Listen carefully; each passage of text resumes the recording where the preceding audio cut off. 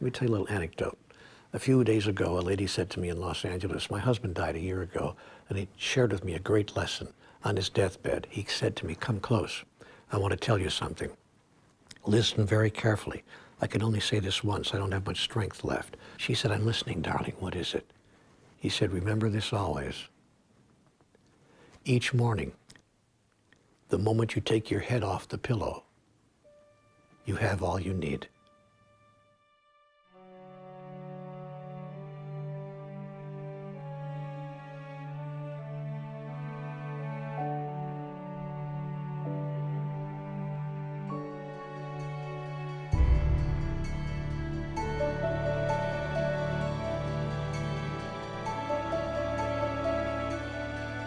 If we look at the mind as an iceberg, and the tip of the iceberg is what's above the surface. That's the conscious mind. That's the mind of choice. That's the action mind. What's below the surface, and that's most of the iceberg, right?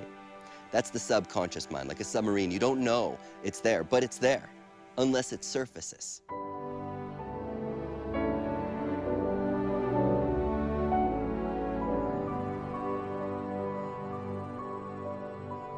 Well, most of us say we want X. I want a new car. I want a fancy house.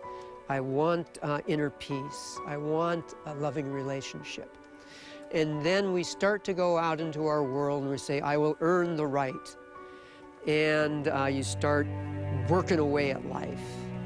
And you're using your mind a lot and you're working at everything and things get in the way.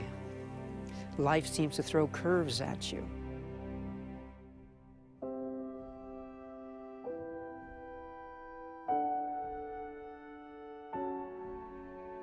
You can think of everyone in this world that you know as dragging a whole bunch of suitcases behind them. The emotion code is a way to cut loose all those suitcases, all those steamer trunks, all that baggage that you've been carrying around all your life. The end result of that is that you become light and you become able to manifest into the world what you're supposed to be able to manifest. Imagine living in a world where everyone is actually manifesting from their heart into the world their perfect creation that is inside each of them. That's where we're going.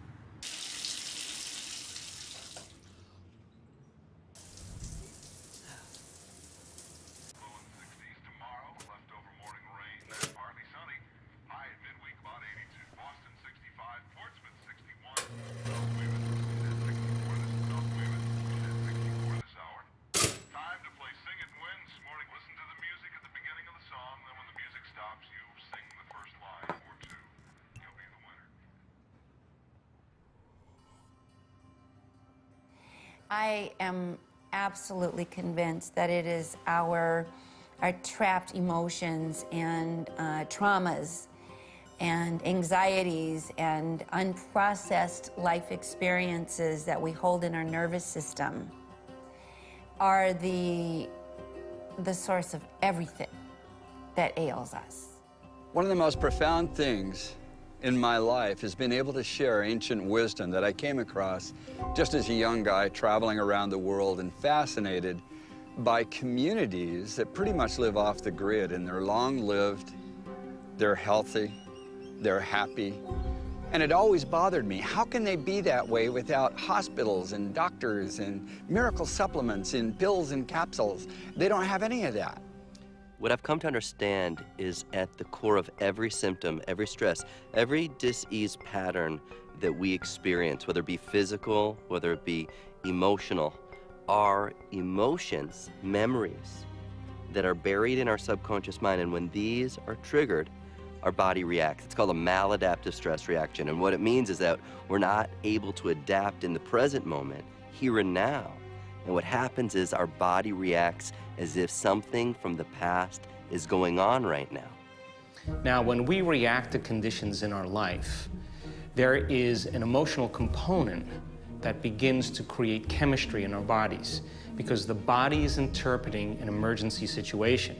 Now, all organisms in nature are designed for short-term stress. Gazelle gets chased by a lion, 15 minutes later it goes back to grazing and everything returns back to balance. Human beings are a little different. We can turn on the stress response just by thought alone. We can think about some past bitter memory that's tattooed in the recesses of our gray matter, and like magic, it comes to life, and in that moment, it's real. Whenever you see something, because the brain works in pictures, there's a response to that image of the sensory impact. If you hear a sound that sounds dangerous, your body, your brain will create an emotional molecule to get you to respond to that. And so the mind does its work very, very quickly. And based on the data that it is receiving, it forms a truth about the present memory or experience.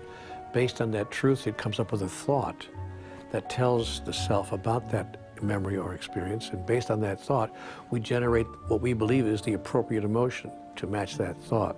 And as a result, our heart rate increases, our immune system suppresses, we become more anxious because we're not in our fullest potential in the moment.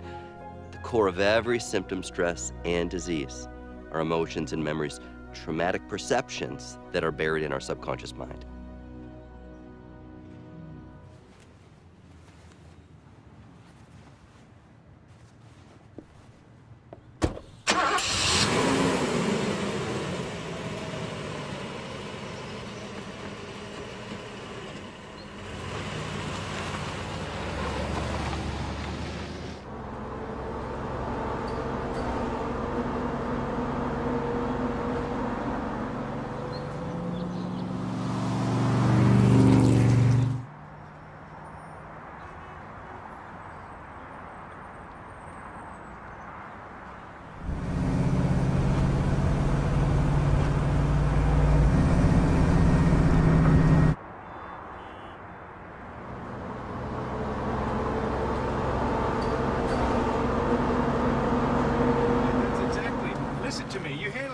Like you handle every other witness. You grab him by the balls.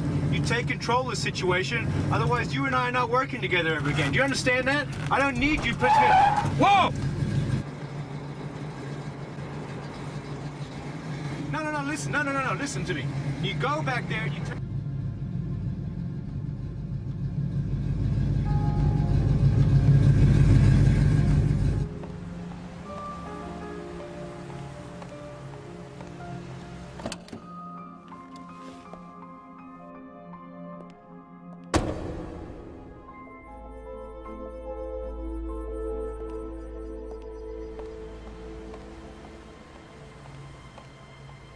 First of all, to understand how the emotion code works, you have to understand that the human body is really nothing but energy.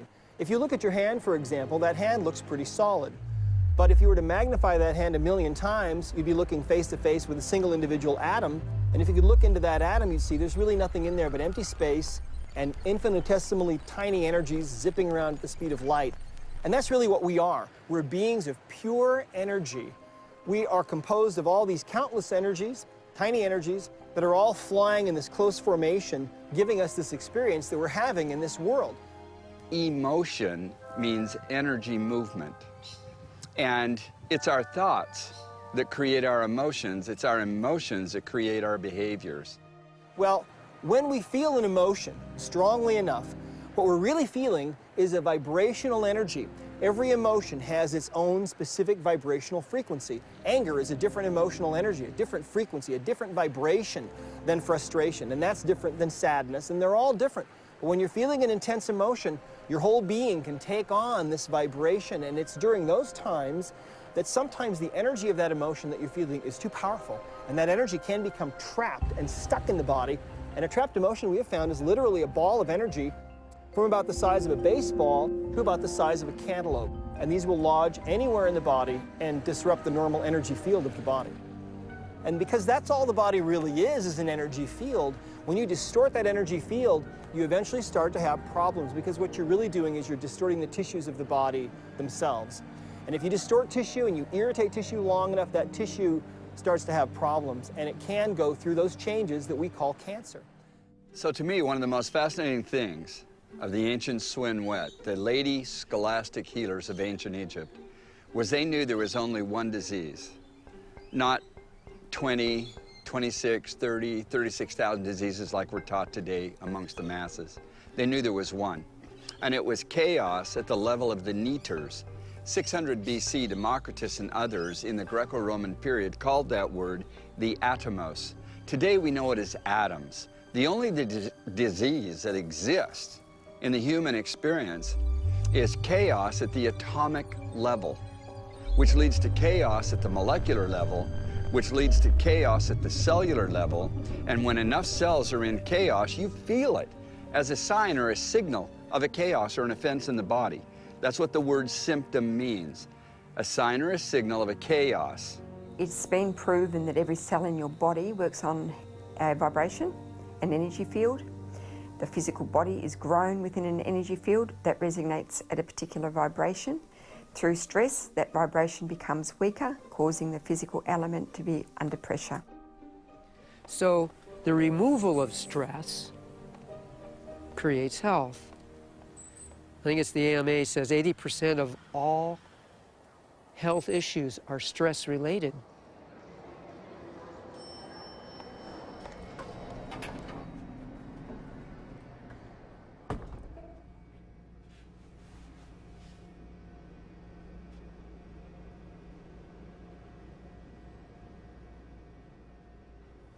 If we look at living in an emergency mode all the time, the emotions that are derived from those chemicals of stress are the emotions of anger, of aggression, of hatred, of prejudice, of fear, of anxiety, of insecurity, of hopelessness, of powerlessness, of depression.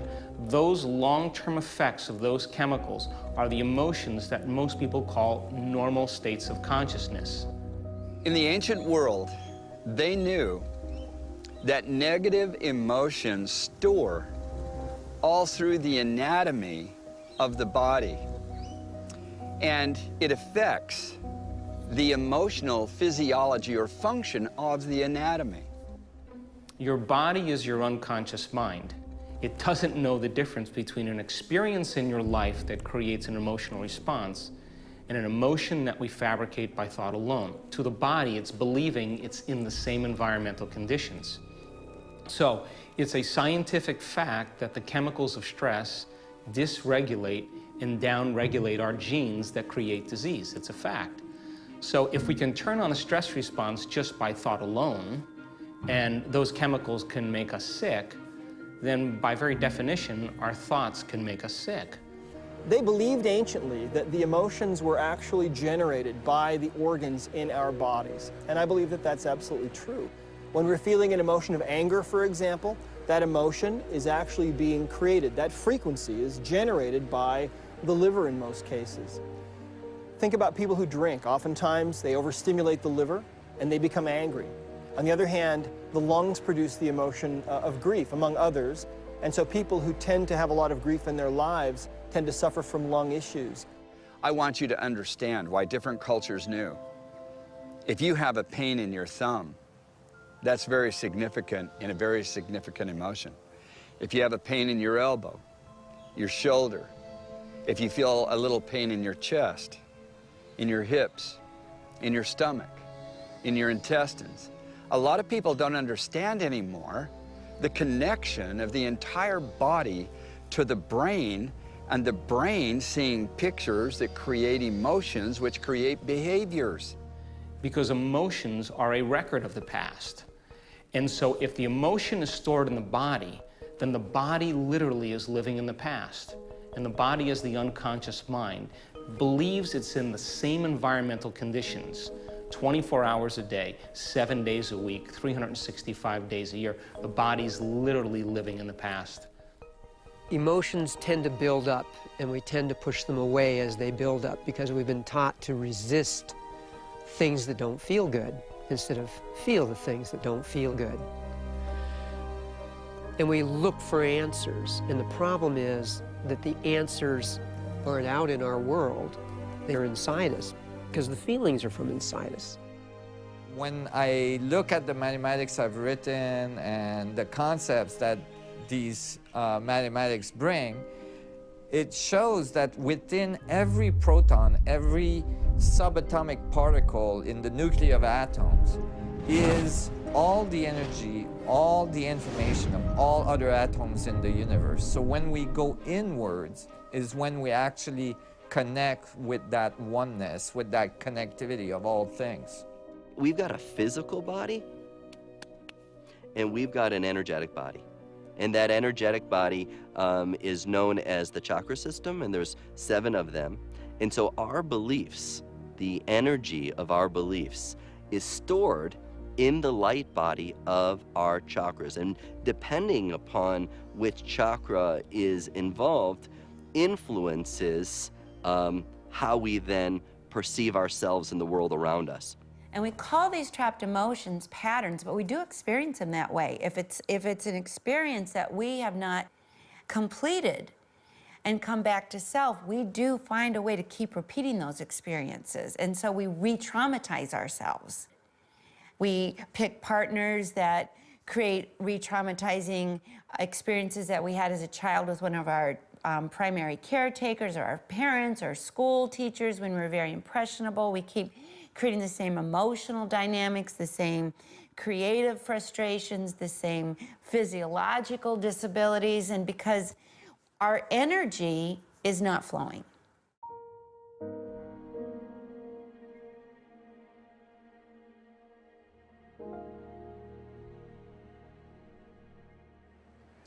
Well, you know, during the last 10 years that I was in practice, I was working with some of the sickest people on the planet, people who had been told that there was no cure for them, people who were suffering from things like cancer or chronic fatigue syndrome, fibromyalgia, lupus, and other diseases.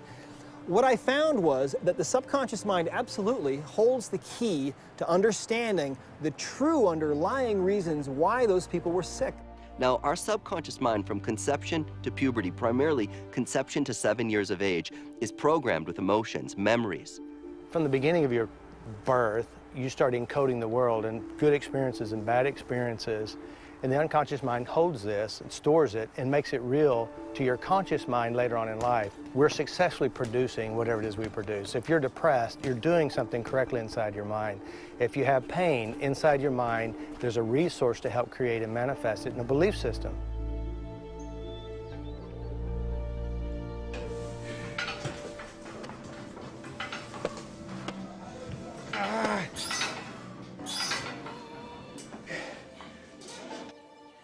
Have you ever noticed that when you have a headache, if you focus on the headache, it gets worse and it amplifies and your emotions get involved and now you're in total chaos and you think you need some kind of medical drug to kill the pain?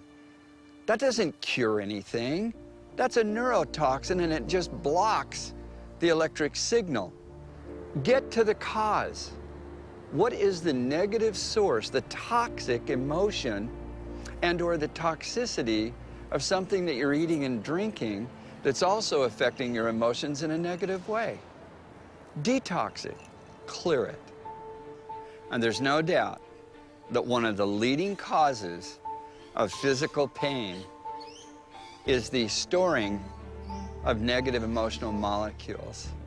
So it's a signal to you from the different points of anatomy that, hey, the emotions you have been feeling and going on with is storing here and it's causing a chaos or a discomfort. You need to switch it up, go to the positive form of that emotion, and it's so interesting how pain in the human body can diminish. What I have found is that 90% of all the pain that we experience is due to trapped emotions, to emotional baggage. I think that this is really the elephant in the living room in Western medicine that we are missing completely.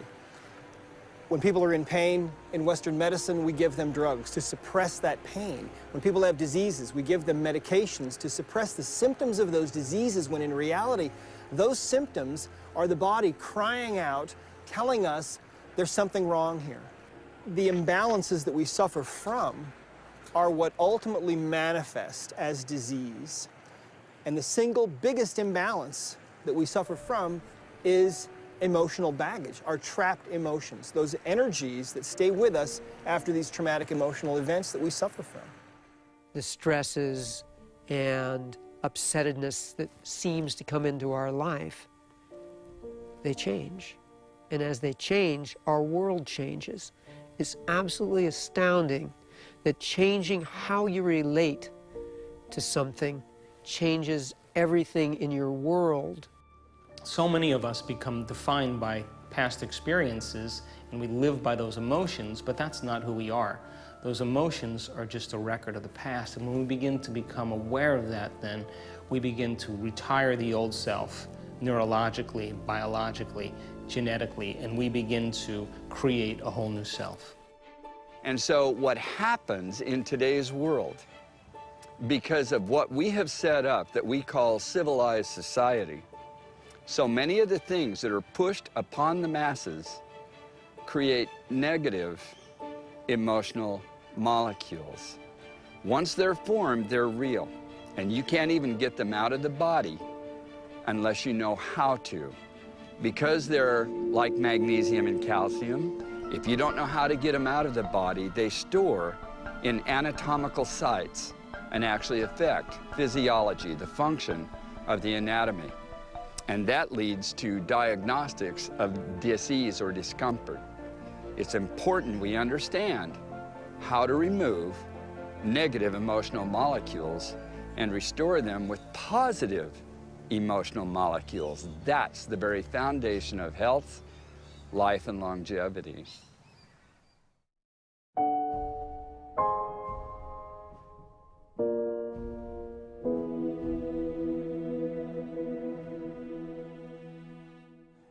At first, when life starts, you have an egg cell and a sperm cell coming together. They become one cell.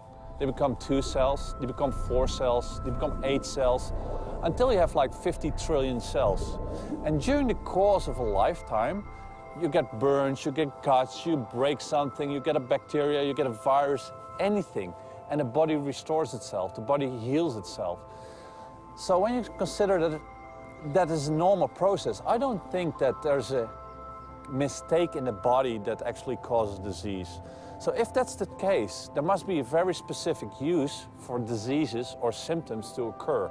And I think it's the body reacting to surrounding elements, to stressors you perceive, in a way for the body to cope with the stressor and actually deal with it. I look at every symptom as a conversation. That there's nothing that happens in the body. There is actually nothing that happens in our life by coincidence. We are not made wrong. We're not broken. We're not missing anything. That every so-called problem of the body is a portal.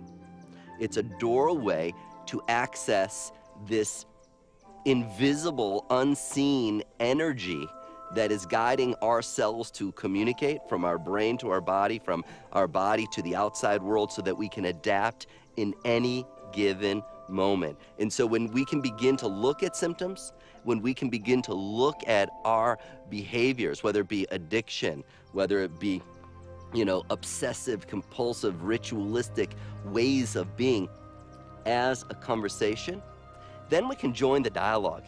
Then when we join the dialogue, that becomes the gift, because once you observe the symptom, once you observe the stress as a conversation, you can participate in it, you can guide it, you can influence it, you can learn from it, you can grow from it. Everyone knows someone that is in pain, and everyone knows someone that is dealing with depression or anxiety or self-sabotage in some way. Many of us know someone who's dealing with post-traumatic stress disorder, and it is these emotional energies, these invisible energies, that are the underlying cause of all of these things in my experience. So I'm really also of the belief that though trapped emotions are the source of everything that causes us difficulty in life and keeps us from being in our divine nature, I'm also a great believer that it's not that difficult to begin to move this energy once we are aware that that's what's trying to happen.